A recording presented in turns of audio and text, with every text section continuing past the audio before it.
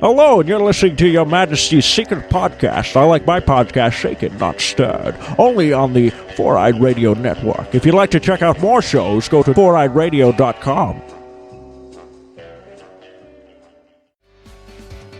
Hey there, Eric here from Socially Awkward Studios, and this Four-Eyed Radio presentation is being proudly brought to you by Raven Designs, illustration and design that fit your personality. For samples and inquiries, visit ravencruise.com.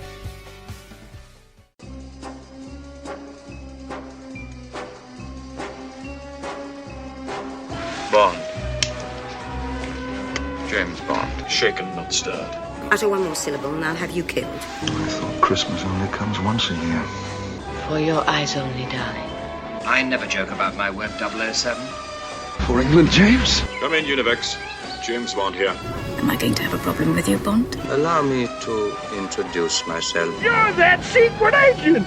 That English secret agent from England! No, you're cleverer than you look. Still better than looking cleverer than you are. My God, what's Bond doing? I think he's attempting re-entry, sir. 007 reporting for duty. Hello! The name's Berkeley, Ziggy Berkeley, from Cinema on the Rocks. And with me is absolutely nobody. And you are listening to Her Majesty's Secret Podcast, only on the Four-Eyed Radio Network. Yes, that's right, you're listening to the show where we talk about bondage, James Bondage. And those of you who normally listen to the show may be wondering, what do you mean you're with absolutely nobody? Where's your good friend Eric? Well, loyal listeners to the show also may know that we've been having difficulties with life outside the microphone of late, and that has been interrupting our recording schedule. Normally wanted to be out every 2 weeks, but we haven't been able to do that for quite a while, and we do apologize for that, and we are very appreciative of your continued support as listener fans. So we didn't want to go too much longer without getting new content away, and I turned out to be the one with free time first, so you get to listen to me, Ziggy Berkeley. I promise to try and not make this sound too much like a monologue. Face that's exactly to be. Think of it more as Her Majesty's Secret Dispatch rather than Her Majesty's Podcast for this episode, just because, let's face it really isn't Her Majesty's Secret Podcast without Eric, who is, without a doubt, one of the hard-working people I know. Really like to be here recording for you, but don't worry, you will be hearing very, very. So in the meantime, what I'm going to be talking about today is I'm going to be giving you a little bit of a preview of what's going to be going on for the rest of the year. It is a sneak preview guide for James Bond fans for the rest of the team, both with regard to our show and with regard to other things that James Bond may find interesting at the cinema. However, another thing we would like to announce is it's time for the Questioned Judgments Contest. That's right. If you've been listening to this show for more than one episode, heard this phrase, I question your judgment, sir. Well, now we're giving you the chance to question our judgment and make us revisit your favorite or least favorite James Bond films. Over the past 2 years and change, we've discussed 26 different James Bond films, from the to-date 23 official Eon production to the original Casino Royale television movie, Cards as Jimmy Bond, to the 1967 Casino Royale parody, to Never Say Never Again. We're guessing that somewhere along the line, you have questioned our judgments and our assessments about at least one of these movies. Well, this is your chance to tell us about it, and to make us watch the movie again with fresh eyes, and to discuss it on a future episode. Just pick one of the 26 movies we've watched. That's right, folks, we're expanding from our normal list 24, and we're going to 26. That is every one of the Eon production James Bond movies, from Dr. No all the way to Skyfall, along with the Casino Royale television show, the Casino Royale parody from 1967, and Never Say Never Again. So you get to pick from those 26 James Bond movies, and you get to tell us where we got it wrong. Just pick one of those movies and tell us in 300 words or less why you think we, or just me, or just Eric, probably just Eric, got it wrong, or if you just think we missed something important that you'd like us to discuss in more detail. So if we missed anything the first time, and you want us to watch it again, and discuss the movie again after a fresh viewing of the movie, just let us know. We will choose 2 or 3 of the best thought out and or most fun and or most interesting answers, and we will use those as the basis of a future episode wherein we will discuss those movies afresh. Along with helping to program an episode of our show, our winners will also receive Her Majesty's Secret Prize. What is it? I can't tell you, because it's a secret. You know, that's how those go. I promise it won't be a live chicken, even though But we do have one caveat here. We are already planning for some time in the future a 007 Goes to Court episode, so we will not consider entries asking us to revisit Thunderball and or Never Say Never Again based primarily on their legal trouble. Now, you can ask us to revisit either one of those two films for any other reason, and that's perfectly okay. But if your only reason that you want to pick is because of their legal troubles, we got you covered later on. So, any other reason, you can pick one of those two movies, or you have 24 other movies to pick from. We will be picking 2 or 3 of our favorite answers, again, based on whether it's the best thought out, most fun, most interesting, and those 2 or 3 listeners will be getting Her Majesty's Secret Prize. So all you have to do is, in 300 words or less, tell us how either I or Eric or both of us got it wrong or what we missed, and email your answer to contest@hermajestypod.com, and you just might win and cause a question our judgment. You can also, in fact, this is the easiest way to just go to our site at hermajestypod.com and fill out the form there. Now, this is a very short deadline. You only have 3 weeks and change, so don't sit there and think about it. Just go ahead and do it. You have until the end of the day on Monday, May 25th, 2015. That's United States Memorial Day. Winners will be selected within a week deadline, and they will be announced during the airing of the resultant Question Judgments episode later this summer. Please include your full real name and address with your entry, and don't worry, we're not spammers to ever your first name in the air. You live in, just want your full name and address in case we have to mail you a prize and to verify your name. So, with that said, get to it. Tell us why you question our judgment and enter Question Judgment Contest. Now, along with future episode of Question Judgments, we have some other things forward in the very near future. Give you a little bit of a preview of the episodes we've got cooking up for you. At the moment, we have plans for James Bond Funniest Home Video, wherein Eric and I will rate some of the funniest scenes in the James Bond universe and put them in a list from 24 to 1. Of course, I am sure I will question Eric's judgment just as, but that's half the fun of the. But one that I am really, really looking forward to is the one that we will be recording on the day that we actually pick the winner for our Question Judgment Contest. Why am I looking forward to this so much? Because it is the episode that I hope all of you have been waiting for too. That's right, it's going to be the episode where Eric and I rate our favorite James Bond movies from bottom to top. The one that we have been skillfully avoiding all of this time because we wanted to make occasion special. And how is this occasion going to be special other than finally getting the list? It's because it's going to be the first episode ever where Eric and I will be recording in the same room together. That's right, for those of you who didn't know, Eric and I have actually never met in person. Even though I consider Eric one of my best friends, he lives an incredibly long distance away, which is traversable only by airplane, if any kind of quick about it, and so we've never met. But that is going to change for recording of favorite James Bond movies. So yes, we'll get us together in the same room, causing havoc and mayhem.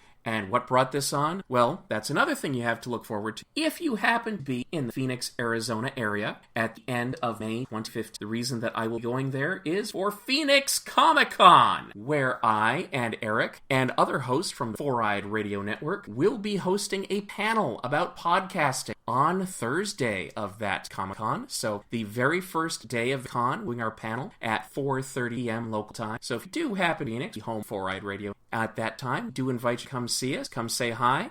Really look forward to letting you in on some of our secrets, one of which is going to be, spoiler alert, if you're going to do a podcast wrong, just have more than one host, just to keep it from sounding like a monologue. But hey, irony, right? So again, if you do happen in the Arizona area at the end of May 20, invite you to pay us at 4:30 p.m. podcasting panel, some other ride radio network. Other things you can look forward to on this show, we will also be having yet another edition of Fun for the Whole Family, where we will not only talk about more episodes of James Bond Jr., but you will also find out what you missed from the cursed episode, the Fun for the Whole Family episode that got cut short, courting problem. Well, we'll be talking about what we meant to talk about then, and I've found one more intro dug up out of the archives, so forward to that. And of course, we have a whole lot of other episodes planned. 007 will go to court some future, producer, and so on. We thank you very, very much for listening to Majesty Podcast. I can't tell you how grateful we are for all of your support. We are one of the popular shows, Four-Eyed Radio Network. No, we could not do that without you. That's why we hold these contests like Question Judgments, so we have some way of saying thank you, you, our listener, and we also want you to take part in talking about the show. It's another way we get you to interact with us. And speaking of interaction, we also want to give a shout out to alert fan Mark, who noticed when going to Majesty's Secret Podcast website, again at hermajestypod.com, that some of our download links weren't working. So we did make sure to correct that, so now you can indeed go to majestyspod.com and go to any episodes page, and you will be able to have a direct download of that episode, even if it has fallen off a service like iTunes. And if you're wondering why our shows fall off of iTunes,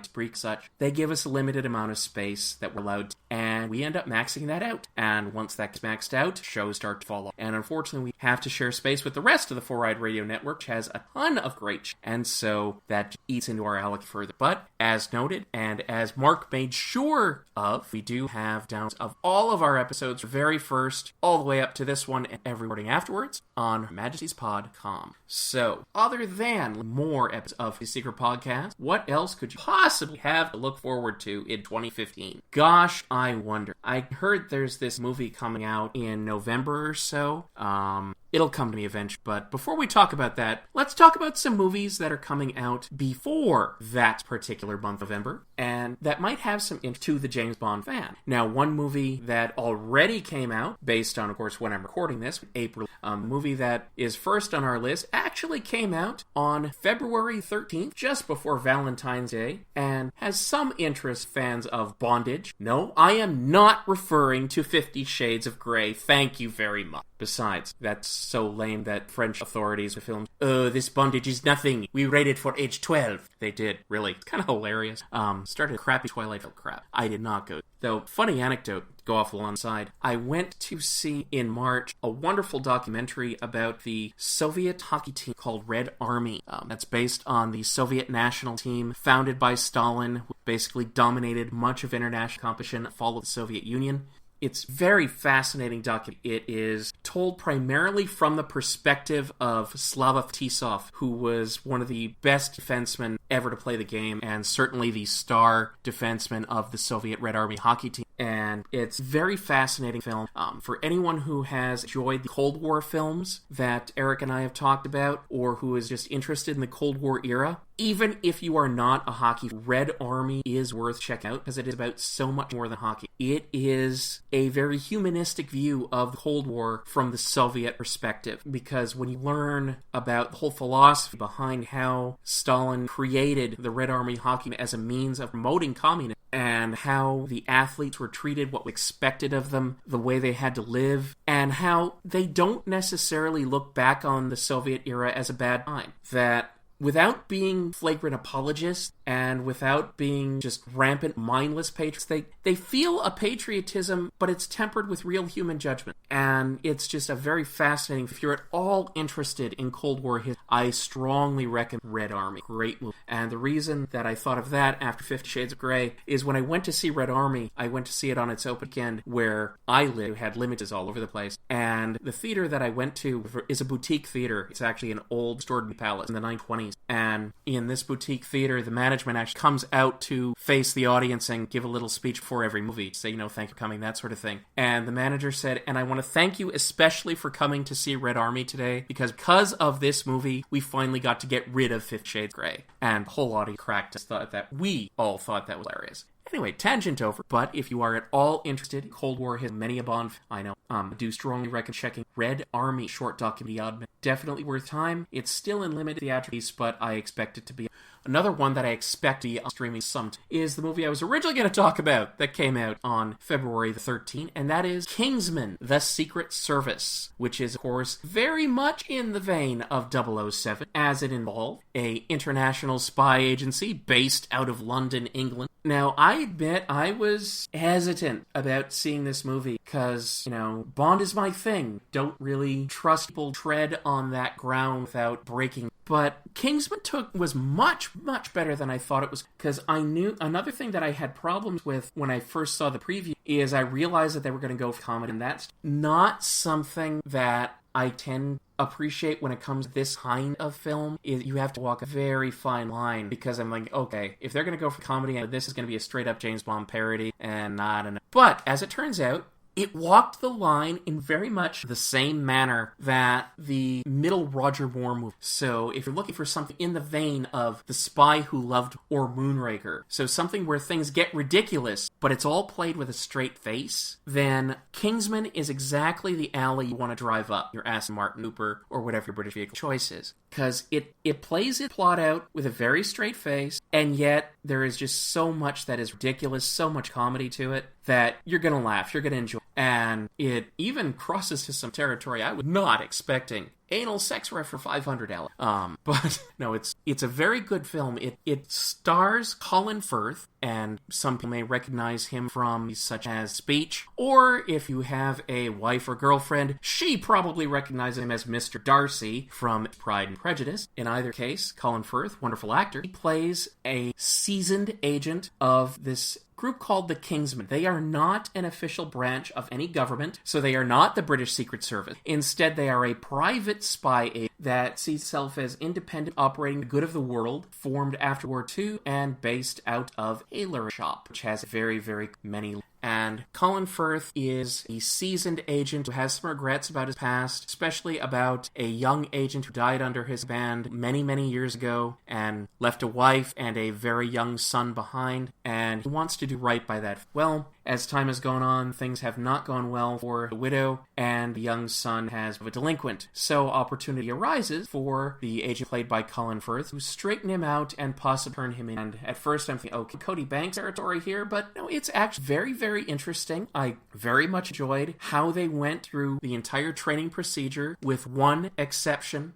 I loved this movie with the exception of a single element of training. And I'm not going to spoil it for you, except I'll give you enough clues to figure it out if you know your history. My problem is that an agency that is supposed to be operating good of the world should not be utilizing as one of its training methods a very, very disgusting thing which borrows from the history of the Nazi SS. I can't believe that they actually went. I understand why. I understand what they were trying to do. It's the same thing that the Nazis were trying to do, and I don't agree with it. And even if the ball is fudged a little bit, it's just something that I found very, very upsetting. And I think when Eric eventually sees, he especially finds it upsetting. So, one part of the training I didn't like, but overall, the humor's great, the action is fun, the one-liners are fantastic.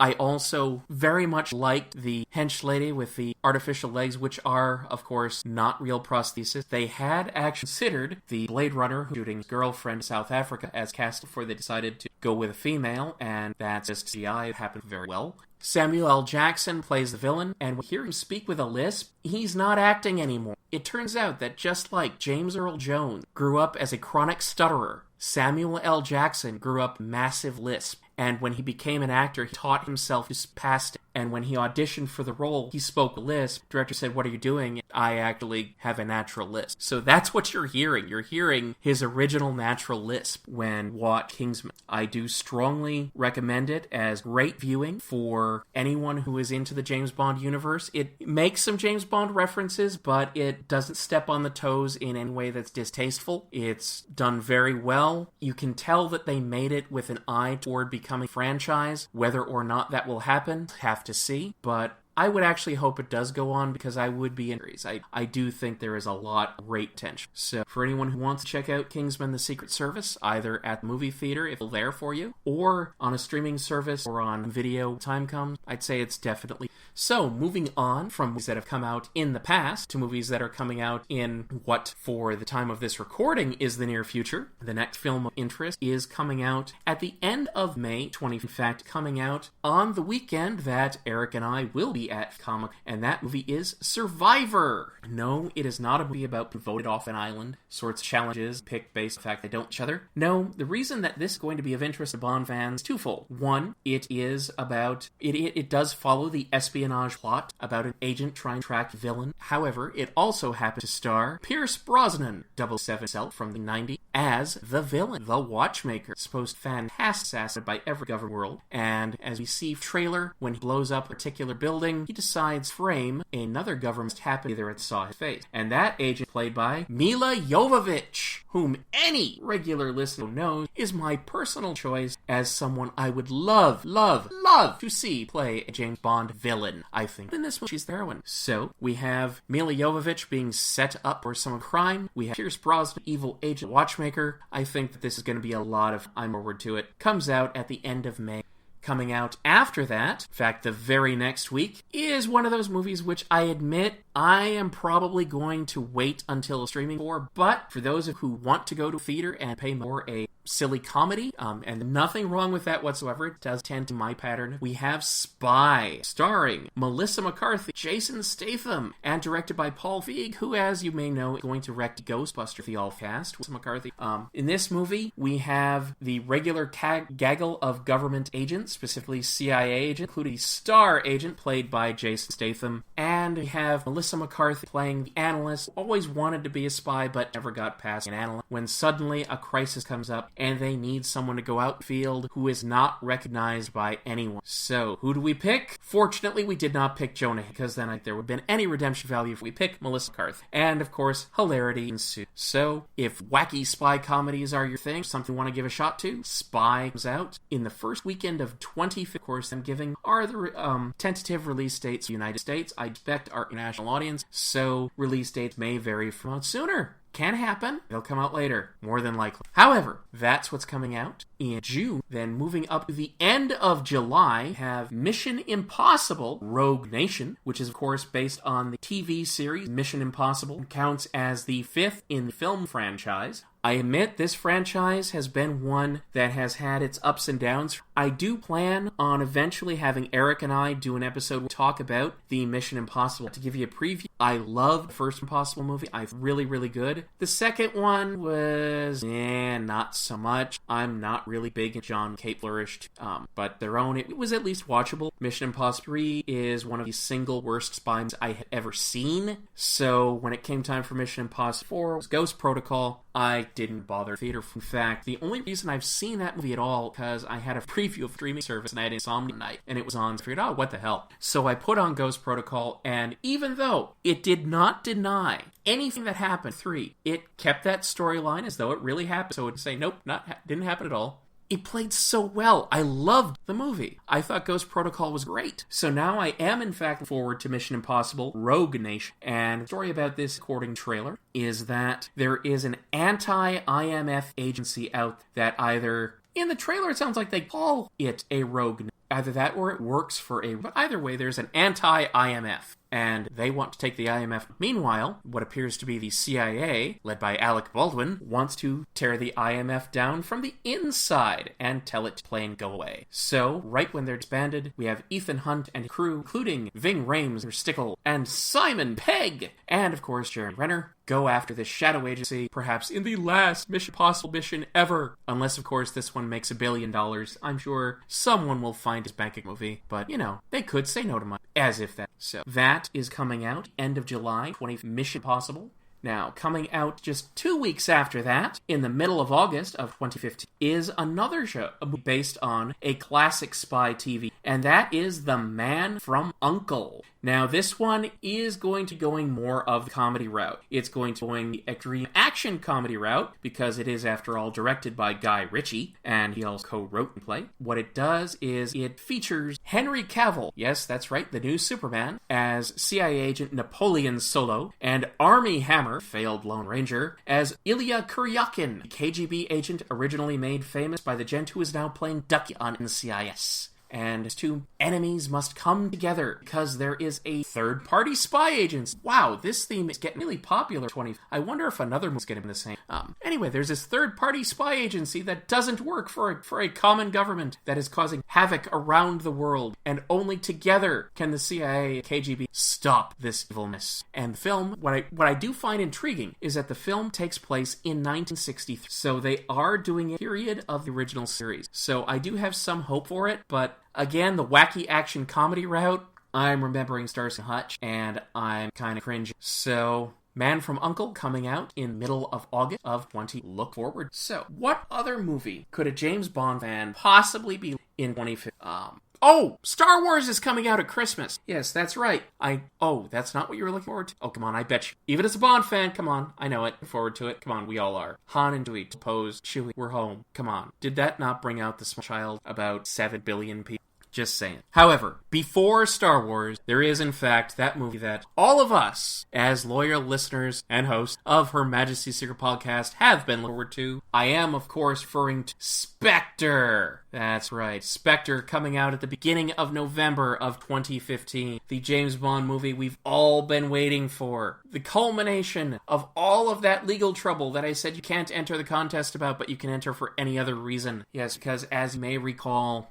Eon Production and Cubby Brock lost the rights to the name Spectre or Blofeld or anything of the sort to Kevin Clory after all the wrangle ball finally got finished. And even then it wasn't quite done. But just a couple of years ago, Eon got the rights to the name Spectre back. And what's the very next thing they did? Spectre movie, including the old octopus symbol and everything. So we'll be definitely looking forward to that on 6 November 2015. So that's USA date. Now, of course, there's been lots of rumor speculation. There are some things we do know, of course. We do have Daniel Craig returning, and hopefully having fully recovered from the injury occurred on set. We have Monica Bellucci as the oldest Bond girl ever at 50, beating out Honor Blackman by a health sum. But what? Have you seen Monica Bellucci? No problems there. We have Dave Bautista as Mr. Hinks the hench. We have Ralph Fiennes returning as M. We have Eve Moneypenny coming back. We have Q coming back. And that's Naomi Harris and Ben Shaw for those of track. And we also have Christoph Waltz, billed as what is supposed to be the main villain. Now, you may see that the main villain's name is credited as Franz Oberhauser. And, of course, every one of us, let's face it, is thinking, Blofeld! That's gotta be Blofeld. And, of course, Christoph Waltz in an interview said, my character's name is Oberhauser. I am absolutely not playing Blofeld. And, of course, the first thing that I know both Eric and I thought we heard that was, yeah, and Benedict Cumberbatch wasn't playing Khan in Star Trek Dark either, until he was.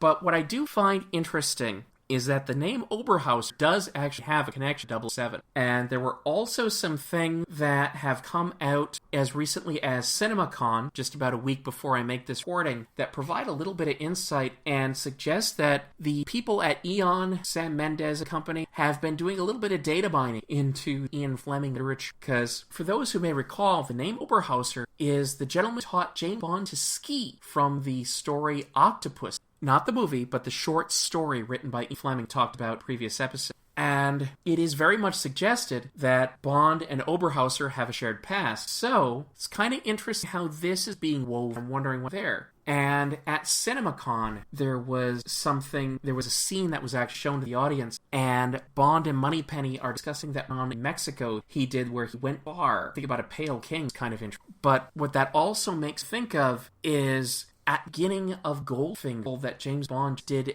a mission in Mexico before he caught Goldfinger cheating at Canasta. And I'm wondering if they're going to weave some of that in there, or since this is something that James Bond needs to be secret, then I wonder if talking Sanchez angle from Whole Cloth Event Story from Life Kill, where of course James Bond went rogue for an assassin mission to kill somebody after his best, kind of interesting. And then we see a photograph trailer of Bond's family died in a mountain climbing accident. However, in one of the recent novels, that was, of course, not written by Fleming. This was the one written by Jeffrey Deaver, but I may be misremembering. It was suggested that Bond's parents were, in fact, murdered because at one of them might have been. Now, this is speculation. I am wildly speculating. Do not take anything wherein I'm not saying, and you see this in the trailer, to the bank. The plot details, I'm speculating, very, very interesting. And I'm wondering how they're going to all of these details Spectre film. We do know we are going to see the Spectre agent. There is no doubt about that. I do hope that somebody actually out loud says Special Executive, Counterintelligence, Terrorism, Revenge, and Extortion, because that is coolest for any ever. So I do hope they have not dropped that. I think, but we know we'll be seeing that organization. Don't know if this is going to type want or not, pulling its strings, if this another name for what, or if they're totally separate and never the twain shall meet.